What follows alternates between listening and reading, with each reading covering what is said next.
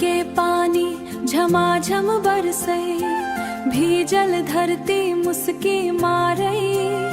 तोहर याद बान ठंडा हवा हमर दिल में धीरे धीरे उतरलै। छम छम बूंद झरे अंगना में, कोयल मिठ स्वर गावै। तोहर बिनाई सावन साजन, सूना सूना मन लागै। सावन के पानी महक कहानी, तोहर नाम लिखै हर बुंदिया। भीजल चुनरिया जागल उमरिया, अबहन सजना हमर दुअरिया।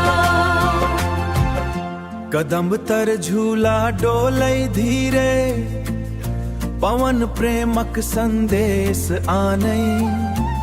घन घोर बदरिया घेरल गगन, तोहर रूप नयन में समाय। नदी किनार बहै मधुर धारा, संग लय सपनक बार। तोहर हाथ में हाथ दा क काटी जीवनक हरि बरसा।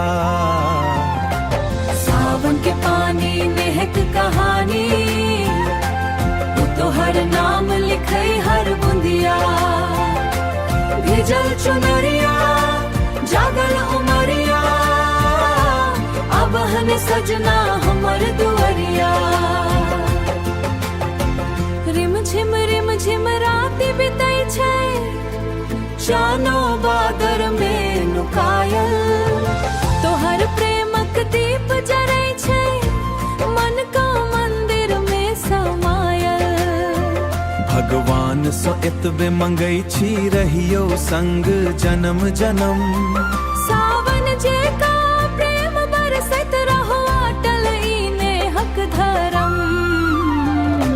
सावन के पानी महक कहानी, तोहर नाम लिखै हर बुंदिया। भीजल चुनरिया जागल उमरिया, अबहन सजना हमर दुअरिया।